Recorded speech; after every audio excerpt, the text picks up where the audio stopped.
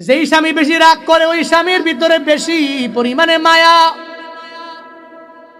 ও তারা সে আম্মা জান, যদিও মাঝে মাঝে আপনার স্বামী আপনার ধমক দেয়, যদিও রাগান্বিত হয়ে যায়, ক্রোধান্বিত হয়ে যায়, মনে রাখবেন গো মা, আপনার স্বামী আপনারে বড্ড পছন্দ করে, ভালোবাসে।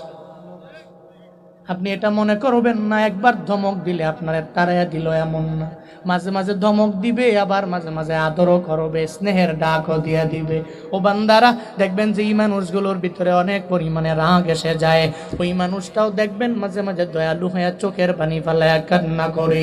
হযরতে ওমর তাকায়া দেখে রাস্তার মধ্যে হাউমাউ করে যুবকের কান্না, যুবক চোখের পানি ফেলায়া ফেলায়া কান্না করে। হযরতে ওমরের যুবকের কান্না দেখে নিজের চোখ দিয়া পানি চলে আসলো। যুবকেরে বলে, যুবক রে, কেন তুমি চোখের পানি ফেলায়া কান্না করো? বলে, আমি অনেক বড় পরিমাণে গুনাহ করে ফেললাম, এজন্য আমি কান্দি, আমার গুনাহের ভয়ে আমি চোখের পানি ফেলায়া কান্না করি।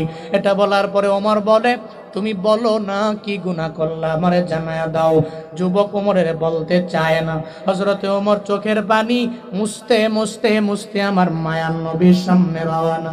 আমার নবীর সামনে যখন যায়, নবী তাকায়া দেখে হযরতে ওমরের চোখের মধ্যে পানি দেখা যায়। নবী কয়, ওমর রে, জীবনে কোনো দিন তোমার চোখের মধ্যে আমি পানি দেখলাম না, কেন তুমি চোখের পানি ফেলায়া কান্না করো, আমি নবীরে জানায়া দাও। হযরতে ওমর বলে, নবী আমার, আমি ওই যুবক একটা দেখে আসলাম রাস্তার মধ্যে হাউমাউ করে কান্না করে, তার কান্না দেখে আমি নিজেও চোখের পানি ফেলায়া ফেলায়া কান্না করলাম। মায়ার নবী কয়, রে ওমর, যুবক কেন কান্না করে? নবী গো, যুবক আমারে বলে নাই কেন চোখের পানি ফেলায়া কান্না করে, আমারে বলে নাই। মায়ার নবী কয়, ওমর যাও যাও, যুবকের দরবারে যাও, যুবকের দইরা আমি নবীর সামনে আইনা বসাইয়া দাও। হযরতে ওমর গেলেন, যুবকের দইরা নবীর দরবারে আনলেন। যুবক কান্না করে। মায়ার নবী কয়, যুবক তুমি কেন চোখের পানি ফেলায়া কান্না করো? কয়, নবী আমার, আমি অনেক পরিমাণে বড় গুনাহ করলাম, এই জন্য ওই গুনাহের ভয়ে আমি চোখের পানি ফেলায়া ফেলায়া কান্না করি। মায়ার নবী কয়, রে যুবক, তুমি এত পরিমাণ বড় গুনাহ করলা, যার কারণে কান্না করো? কয়, অনেক পরিমাণে গুনাহ বড়। কয়, তোমার গুনাহ বড় নাকি আমার মাওলার আরশ বড়? কয়, নবী গো, আমার গুনাহ বড় না, আমার গুনাহ বড়, আল্লাহর আরশটা আমার গুনার চাইতে বড় না।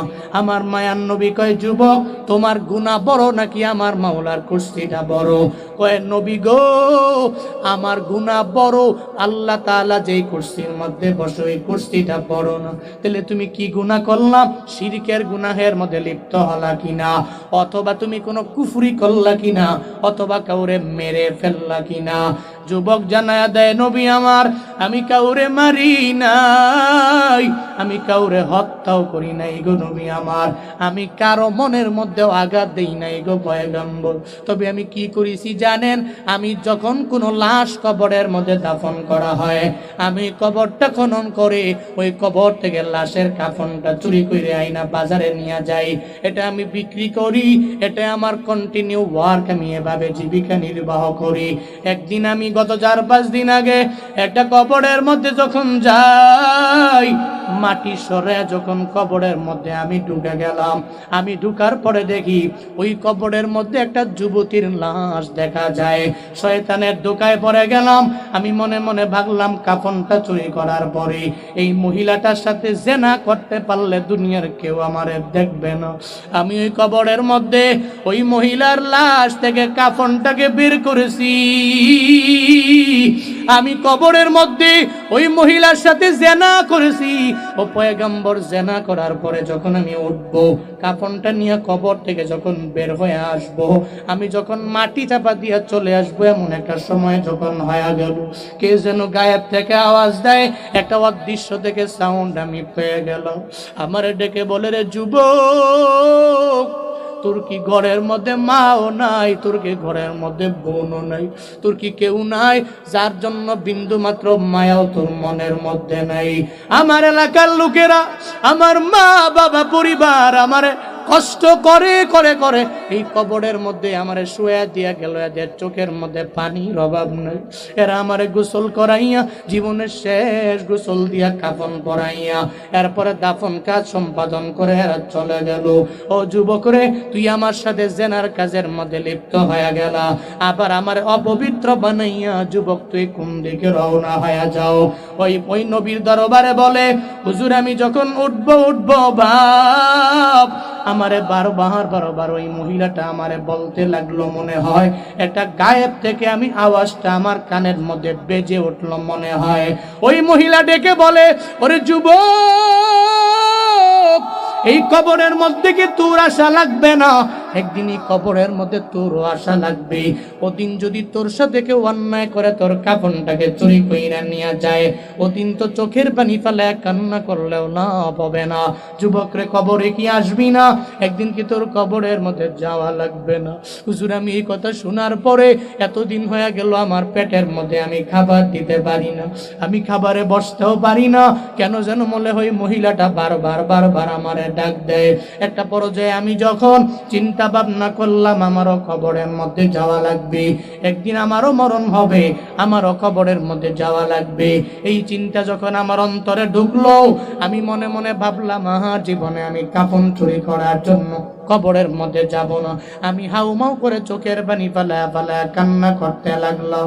আমার মায়ার নবী কয়, যুবক, একটা মানুষ কি এত পরিমাণে বড় গুনাহ করতে পারে? একটা কবরে গিয়াও ওই কবরে একটা মহিলার সাথে, লাশের সাথে জেনাও বুঝি মানুষ করতে পারে? এটা বলার পরে সঙ্গে সঙ্গে যুবকের আর বুঝতে বাকি নাই। আমার মায়ার নবীও বলে, আমার এই গুনাহটা অনেক পরিমাণে বড় গুনাহ। ওই আল্লাহর বান্দা দৌড়াইয়া পাহাড়ের চূড়ার মধ্যে গিয়া দাঁড়ায়া গেল। পাহাড়ের চূড়ায় দাঁড়াইয়া আমার আল্লাহকে বারবার ডাক দেয়, ও দয়ার মালিক, তুমি আমার রব, আমি তোমার গোলাম রে আল্লাহ। আমি অন্যায় করতে পারি, আমি গুনাহ করতে পারি, তুমি আমারে মাফ করে দিতে পারো। তুমি ছাড়া কেউ আমারে ক্ষমা করতে পারে না, তুমি ছাড়া কেউ আমারে মাফ করতে পারে না। ওই যুবকটা পাহাড়ের চূড়ায় দাঁড়ায় আমার রবের দরবারে আবদার জানায়। সমস্ত ইস্তিগফারদের একটা লিডার আছে, ওই লিডারের নাম হলো সাইয়্যিদুল ইস্তিগফার।